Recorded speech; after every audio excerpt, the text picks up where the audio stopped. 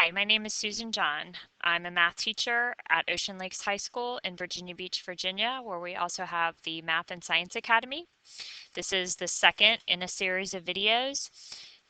The purpose of this video is to help teachers that teach a course whose students take the Algebra 2 SOL. We are trying to help the students transition from the use of the graphing calculator on their Algebra 2 SOL to the use of Desmos in taking the Algebra 2 SOL. This video is supported by the Secondary Mathematics Professional Development Center at Radford University with funding from the Virginia Department of Education through the Mathematics and Science Partnership Grant Program. So the first thing I want to talk about is how are we going to solve absolute value equations using Desmos. So I've got two problems that we're going to work through here. We're going to need to go to Desmos. So the website is www.desmos.com. And we want to be able to use the graphing feature. So when you go to the website, you want to choose Start Graphing. Okay, so see if I can move this out of the way. All right, so one way that you can use a calculator, and specifically Desmos, to help you solve an equation or an inequality is to type the left side of the equation or inequality in as your first equation and the right side in as your second equation. So this is not how we would have them solve this by hand, but this is how they can use the graphing feature on Desmos to help them solve this. So when we go to Desmos, the first thing is this right here is the keypad, and if you just hit this little triangle, it'll show you the keypad. Absolute value is right here. You can see where it has absolute value. You can also type in ABS, which is also the code used for graphing calculator, or you can hit this functions button, and under miscellaneous, you will find ABS. So the easiest thing to do would be to choose this. So we're going to type in the expression inside the absolute value. When you type in a fraction, it's pretty easy. You just have to do 1/8 for 1/8, then it'll turn it into a fraction. X minus 1/4, and that will close out the expression inside the absolute value. So if I hit enter, it'll open up another row for me to type another expression. Now this side of the absolute value equation is just the fraction 1/2. So if I just type in 1/2, I'm not going to really get anything over here. So I want it to graph me the horizontal line, y equals 1/2. So over here, you do need to type in y equals. Over here, it will give us the absolute value graph on the x and y plane, but for the constant, we need to add in the equals y so that it will graph that horizontal line. So one thing that's nice about Desmos is you can just click on the graph, and if you hold down your mouse or your touchpad, you can slide that around to adjust what the part of the window that you'd like to see. So the solution to this absolute value in equation can be found by looking for the intersections between the left side of the equation, which was the absolute value expression, and the right side of the equation, which is this horizontal line. And if I just click on where I see those intersections, it will show me those intersection points. And then what you want to make sure your students understand is that if you are solving this absolute value equation, there is no y value anywhere in here. We're trying to solve for this x value. So we get these two intersection points, but the solutions we're actually interested in are the x coordinates of those intersections. Okay, so then we can see that we got the solution set -2, 6, which correspond to the x coordinates of the intersections of the absolute value expression, and the constant on the right hand side graphed as a horizontal line. So let's try the next example. So this one's got a little more going on with it. So let's go back to Desmos. You can just type over what you have, or you can exit out and start afresh. So let's do that. So I want 15 plus 3 times the absolute value of 3x plus 2, and then hit enter and it'll drop you to the next row. And then remember, for the constant, we want to add in the equals y, otherwise we're not going to get anything. So if I look over here at my graph, right now I can see my horizontal line y equals 6, but I don't see this absolute value expression. If you click on the graph and slide it around, you can see that it is way up here, which would make sense. If you're graphing this absolute value with transformations, there would be a transformation of 15 units up, which would put it way above this line of y equals 6. Let's see what it looks like if we change this 15 to a 7. Okay, that puts it a little bit more in perspective, but you can see that there are no intersection points between this absolute value graph and this horizontal line. So since the solutions come from the intersection points, if the two graphs have no intersection points, then your answer is no solution. At this point, I'd like you to pause the video and work through the following 3 problems. The answers are provided so that you can kind of, as you work, see if you're, you know, getting the right answers. Pause the video for 10 or 15 minutes, and when we come back, we will talk about some of the things that you would see with these solutions.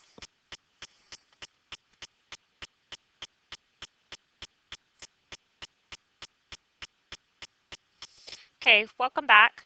Hopefully you were able to use Desmos to work through these absolute value equations. One thing that I maybe wanted to point out, that on Desmos, it's going to give us this decimal equivalent right here, but the student should be able to easily transition their decimal answer into a fraction if that is how your options are presented.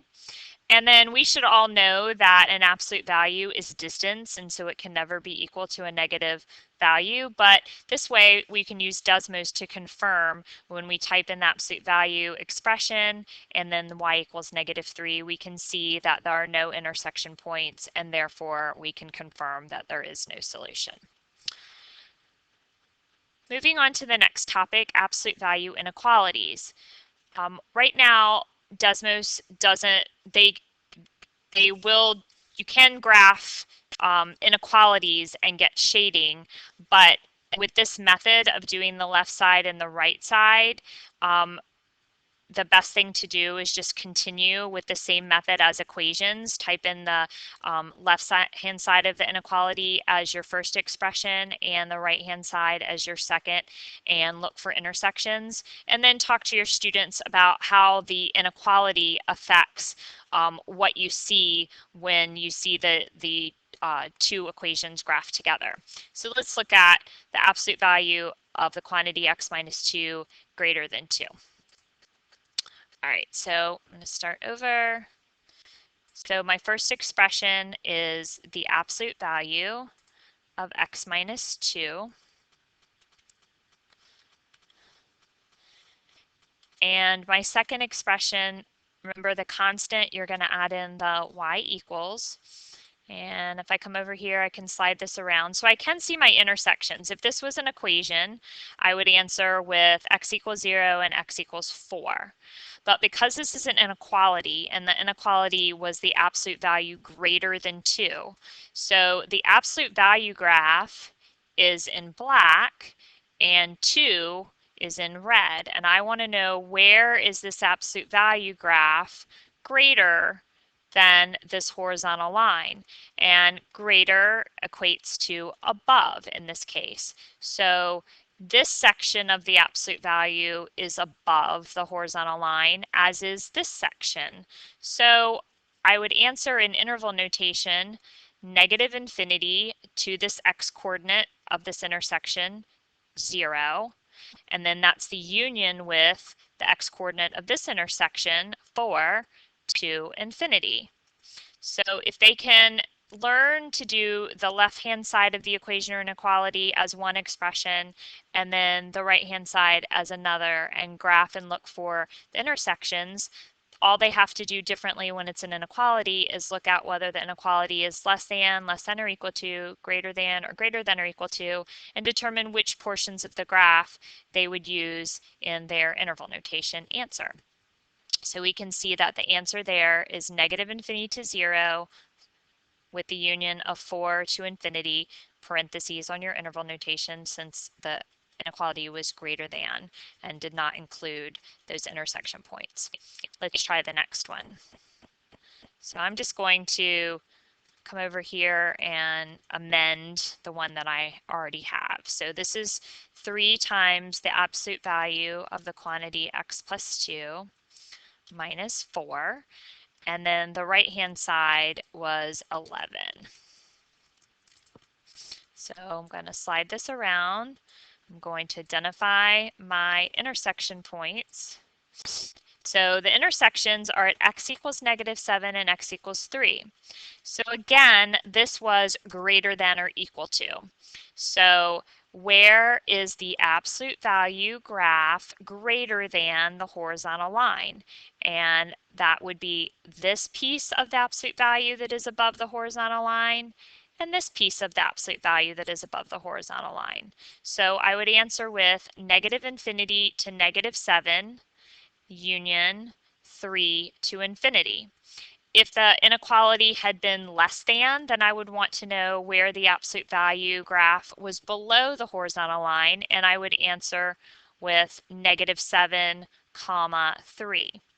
Because my inequality was less than or equal to, I would do bracket -7, 3 bracket. For greater than or equal to, it would be negative infinity, -7 with a bracket, union 3 with a bracket, infinity. So we can verify that with our answers right here. So pause the video for 15 minutes. There are 5 problems for you to work on. You can see that the answers are provided, but you can see there will be an instance where your answer is all real numbers and also no solution. So take some time to work through each of these 5 problems and pay special attention to the scenario where you would get an all reals answer versus a no solution answer with an absolute value inequality. And we'll come back together in about 15 minutes. Welcome back. Hopefully you were able to work through those absolute value inequalities. Just real quick, let's talk about the scenario where there's all reals. We have the absolute value of x minus 2 is greater than -3. So absolute value of x minus 2 is greater than 3.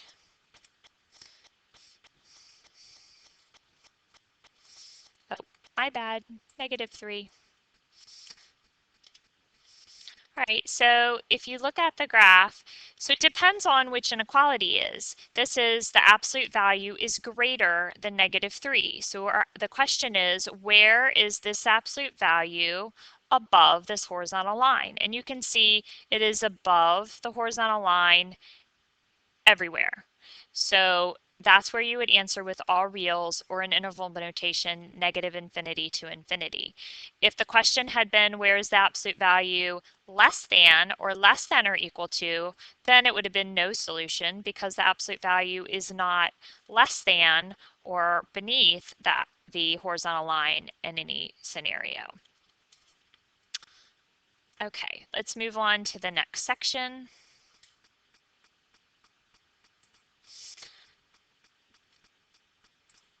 All right, so now I want to take a look at radical equations. All right, so remember radical equations, sometimes you might have extraneous answers. I didn't give you any absolute value equations where you had extraneous answers, but that is also a possibility. So let's look and see where that might show up when you are solving an equation in this way. So we have 2 questions that we're going to work through. So let's go back to Desmos. I'm gonna start afresh, get rid of these. Okay, so we want to type in a square root. So again, we can come over here and show keypad, and we have a square root right here. So if we press the square root button. It'll open up that square root for us. Underneath the square root is 2x minus 5. There was a coefficient that I neglected to type in, so I'll just arrow back, minus 6. Just like before, we're going to type in the right-hand side, which is a constant, and since it doesn't have any variables, if we want Desmos to graph it, we're going to have to add in that equals y. All right, so we should be familiar with the basic functions and know this is the shape of a square root function, and so we can then predict that there is only going to be this one intersection point. So we can pinpoint it. And again, remind the students that there to go back to the problem, we're solving for x. There's no y anywhere in here. So when we're looking at the graph, even though we have an ordered pair because of our method of solving, it's the x that's going to be the solution. So the solution here would be x equals 7. And then I would remind the students, because square root or radical equations can have extraneous solutions, that they want to go back and check that and make sure that when they substitute in 7 that it does make the equation balance. Let's try the second example. So this time we'll get rid of the coefficient.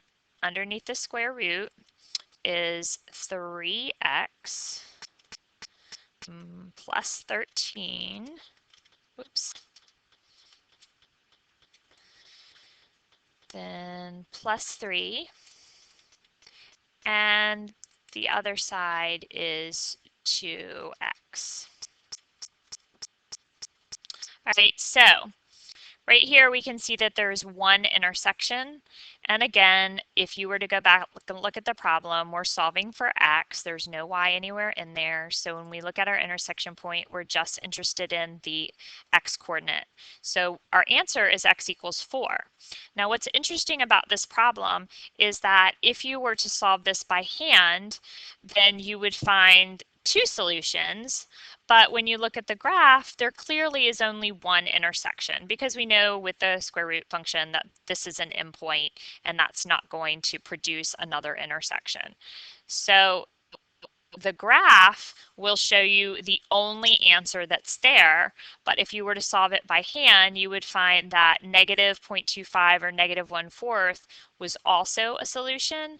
But if you were to plug that back in, we know that a square root can never equal a negative number, and if we were to plug that back in, then we would find that the square root was going to be equal to a negative number if negative 1/4 was a solution, which is why it's extraneous. So it's kind of nice when you use Desmos to do the graphing of the left side and the right side, that you will only get the intersection of points that work, or x values that work, and you don't really have to deal with the extraneous solutions. But it is a way for them too, if they are working it by hand, that they can go back to Desmos and graph, and then that would remind them if they got the second answer, since it doesn't show up on the graph, that is extraneous. So pause the video and work for 15 to 20 minutes on these 6 problems. I do want to show you for the cube root, if you're using Desmos to get the square root, that shows up right in the keypad, but that will not work for cube root. So for cube root, you do need to go over to the functions, to miscellaneous, and use this choice right here. And that would allow you to type in the index and then what's underneath. So it looks like this. Functions, miscellaneous, that choice, and then you can type in your cube root, and then whatever is underneath goes there. So that would be the way you would get the cube root typed in.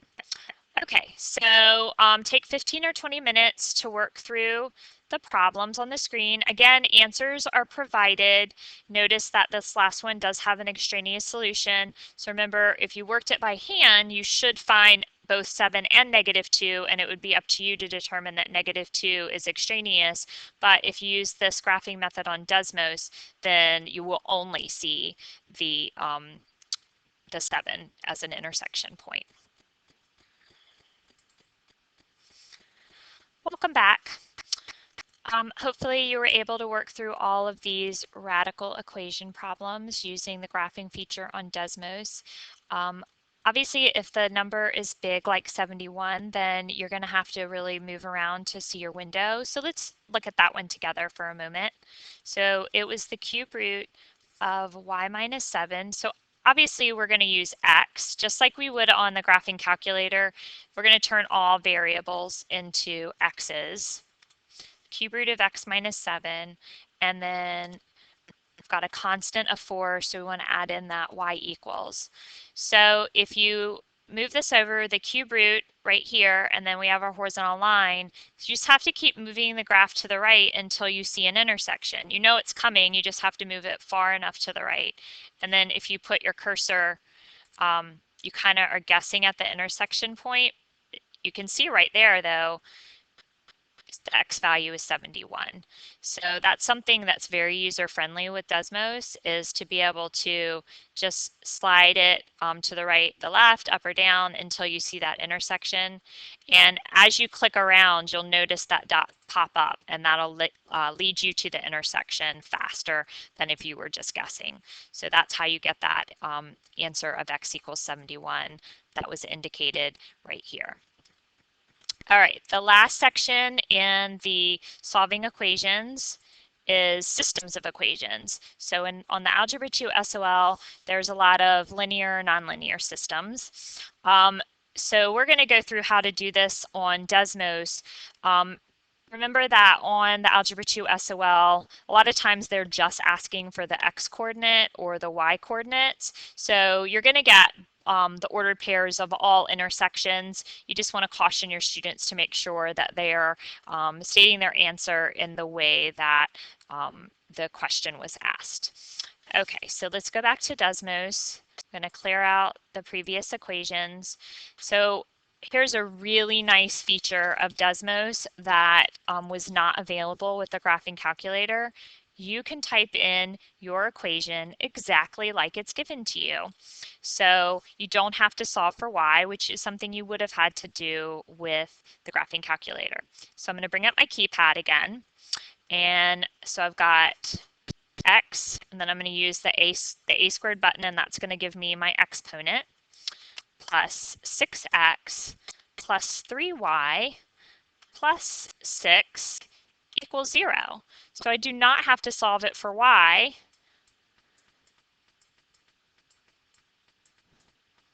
To get the graph.